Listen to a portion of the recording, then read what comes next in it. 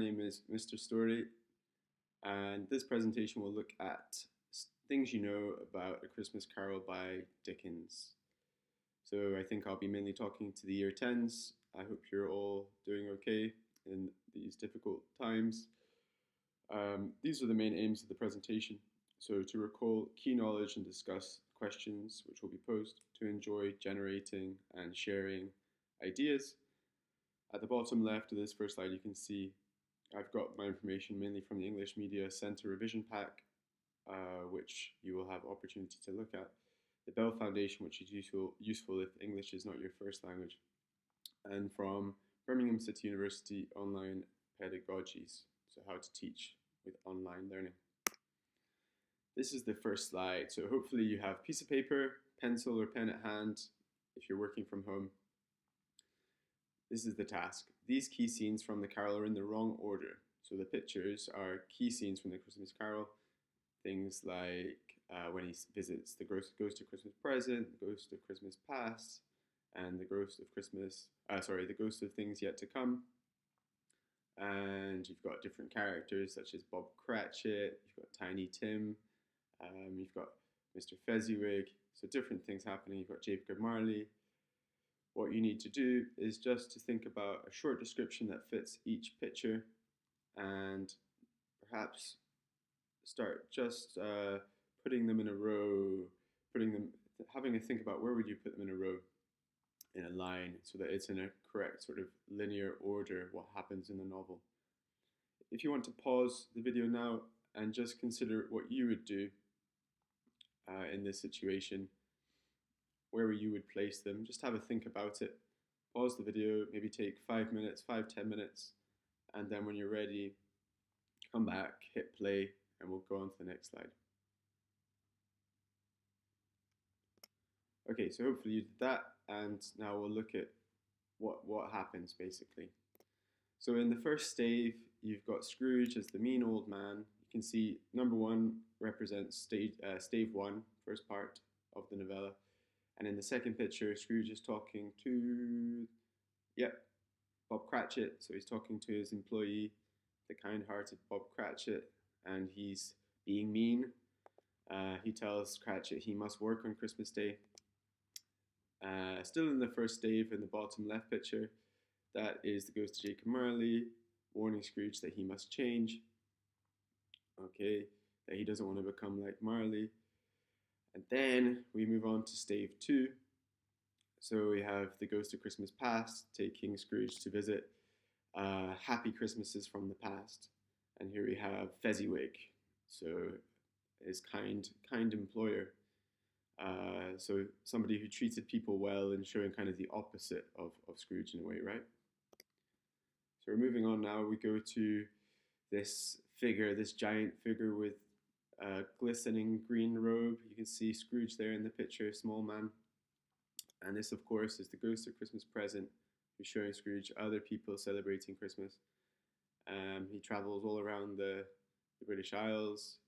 I believe he goes to see lighthouse workers, among other people. So quite an interesting thing. I think a big effect on Scrooge's thinking, this ghost. Then we go on to stave 4, and we have Scrooge there sort of covering his face as he sees this kind of grisly figure who looks like death, showing Scrooge how no one will be sad when he dies. So in the novella, you might remember things like people talking about Scrooge and sort of taking things from his dead body, thinking he doesn't need them anymore. Now we go on, so we go on to the final stave, which is kind of, as you might be thinking, it's kind of in direct contrast to the original stave 1 in many ways, for Scrooge anyway. We see Cratchit and Tiny Tim there. As Scrooge wakes up on Christmas Day, he sends them a huge turkey. So that's in contrast to the small turkey from earlier in the tale. So he's a changed man now, Scrooge. And we're told that after that Christmas, Scrooge changes to become a happy and generous man. So a lot of different things in a way, a story of redemption, right? So, next part, we're talking about the key aspects of A Christmas Carol. This I've taken from the English Media Centre resources, which are in a pack, which I'm sure you'll be able to access after this presentation. So I'm just reading here. Character Scrooge. Oh, but he was tight-fisted. He was a tight-fisted hand at the grindstone, Scrooge. So this is a quotation, comes from a long descriptive passage at the start of the novel that leaves the reader in no doubt about Scrooge's main character. This tight-fisted hand at the grindstone, making people work hard. Most of the rest of the novel, however, is about his redemption, so a key idea, how he comes to be saved from his own miserly and miserable life. So, on the right-hand side, we have two columns. The first column, sort of things, facts, indications from the novella about how Scrooge is tight-fisted, so this idea that he doesn't really share, he's self-centered, concerned only about himself. And then on the right-hand side, we see how he's changing to become more open, more caring, generally a happier, nicer man, the road to redemption. First question. So, it says, choose 3 from each list that make you feel sympathy for Scrooge. So before I tell you which 3 I would choose, maybe take a moment just to pause the video and think about that for yourself. Pause the video now then. Okay, hopefully you paused the video and just had a little think. I am looking myself, well, I'm looking at the tight-fisted column now. You could say he seeks out, so a little bit middle of the column, he seeks out his own company and no one else's. This might suggest to me that he's had something difficult in his past. He isn't happy about something, and this sort of difficult circumstances have affected him, some sort of trauma. So that's 1. And near the bottom it says he lives in a gloomy suite of rooms. So he's kind of on his own. He's lonely in that sense.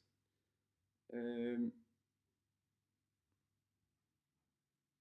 the bottom quote, he is mocked, disliked, and perhaps even hated by various characters, including his nephew's wife and Mrs. Cratchit. This might also make me feel sympathy for him. That's 3 from the tight-fisted Scrooge column. Number 2 on the right-hand side, he had a difficult childhood, sent away to school he did not like, where he was sometimes left alone. That makes me feel sorry for him, definitely.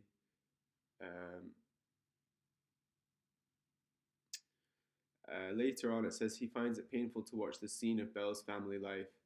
So obviously this is sort of a lost possibility for Scrooge. If he had acted differently at the time, he would have perhaps been married to Belle and been a different man. And later on, I'm also going to pick, he is pained by everything that the ghost of Christmas yet to come shows him. So this I think, this idea that Scrooge is affected by the future ghost shows us that he is in fact inside kind-hearted, and this is something which I think Dickens is trying to say. Okay, those are my 3, but you may have different ones. As long as you justify them, that's okay. Question 2. Choose 3 from the first list that you think make him sound the meanest, so very mean person. Again, just take maybe a few minutes, pause the video, have a look yourself, and then come back.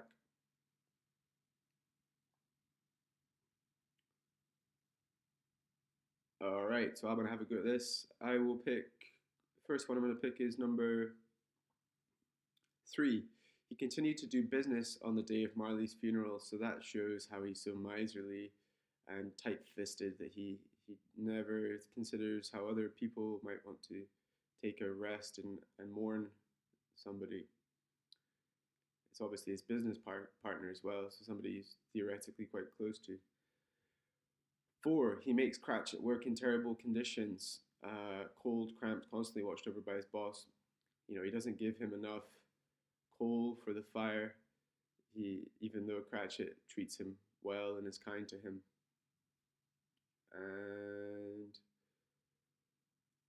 let's see. I think you could also go further down where it says he suggested the two portly gentlemen that prisons and workhouses are there to take care of the hundreds of thousands in want of common comfort. So he rejects the charity. He doesn't give any money to charity or offer kind words to them. Next question, number 3. Choose 3 from the second list that you think most make him sound like a reformed character. Okay, so he's changed. Let's see.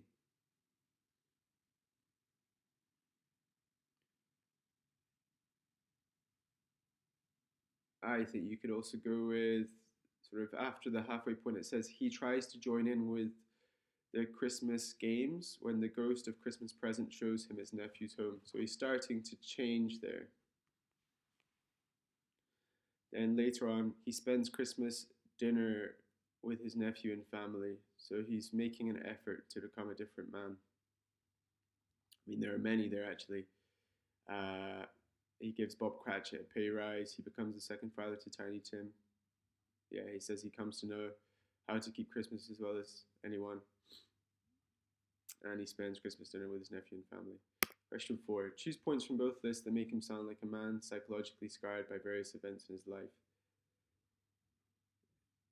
Yep. So interesting. I think the moments with Belle, so in the first list, his fiancée Belle left him because he started to worship money rather than pay attention to her. That obviously was a big impact on him. Yeah, and the fact that he spends a lot of time alone shows that he doesn't trust people as much. He's scared of people. I think that's an interesting part of his character. In the second list near the top, he had a difficult childhood, sent away to school he did not like, where he was sometimes left alone. You could also argue that when it says, as a child, he enjoyed stories and was close to his sister. So, yeah, he obviously lost these things. He lost this closeness, and he became less cheery. So, I think there was obviously psychological scarring there. Lots to choose. I hope you have a look yourself. And we've got number 5. Choose points from both lists that make his portrayal seem like a caricature rather than realistic. So a caricature being something exaggerated to make somebody look a certain way, bringing out perhaps their negative points. If you look on the first column near the top, his name seems to be a compound of negative words such as screw, grudge, and gouge.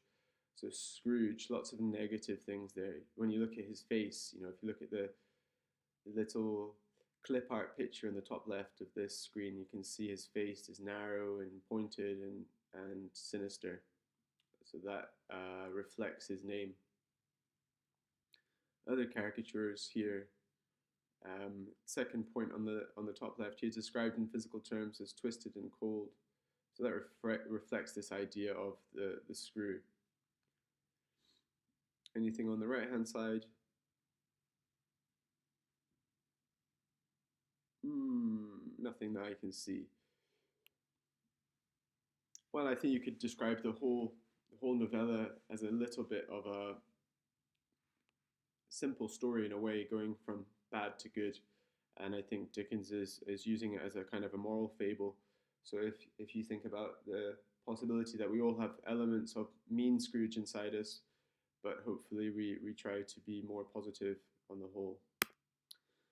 Number 6, choose what you consider to be the 5 most important points from each list. Okay, so I think that's a personal thing, and we've had a look at most of the things on the list, so I will let you do that yourself. Take your time, pause the video, and when you've done it, come back. Okay, moving on. So this slide is all about the 4 ghosts, and we're going to do a little game, guess the ghost. So I want you to have your piece of paper to hand, write the numbers 1 to 14 down the margin, and just listen to this recording.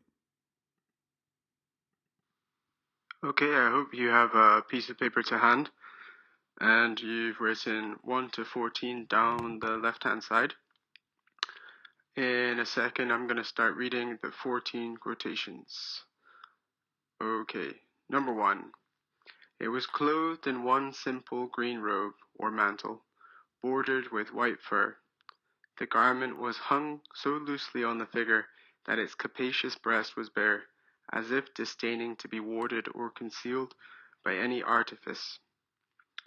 So next to number 1, I want you to just think about that and think about the green robe and decide whether that will be Marley, past, present, or future. Which ghost? And just write down one of those words next to the first one.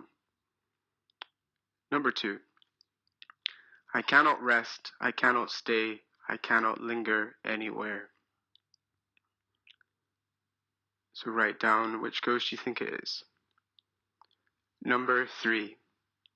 It was a strange figure, like a child, yet not so like a child as like an old man, viewed through some supernatural medium, which gave him the appearance of having receded from the view, and being diminished to a child's proportions.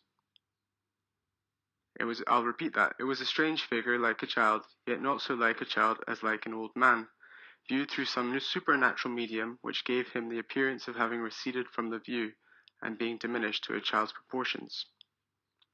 Which ghost is that? Number 4. But the strangest thing about it was that from the crown of its head there sprung a bright, clear jet of light, by which all this was visible, and which was doubtless the occasion of its using, in its duller moments, a great extinguisher for a cap, which it now held under its arm. Number 5. The very air through which this spirit moved, it seemed to scatter gloom and mystery. Number 6. This spirit neither spoke nor moved. Number 7. At this the spirit raised a frightful cry and shook its chain with such a dismal and appalling noise that Scrooge held on tight to his chair to save himself from falling in a swoon. But how much greater was his horror when the phantom, taking off the bandage round its head, as if it were too warm to wear indoors, its lower jaw dropped down upon its breast. Number 8. The kind hand trembled. Number 9. Touch my robe. Number 10.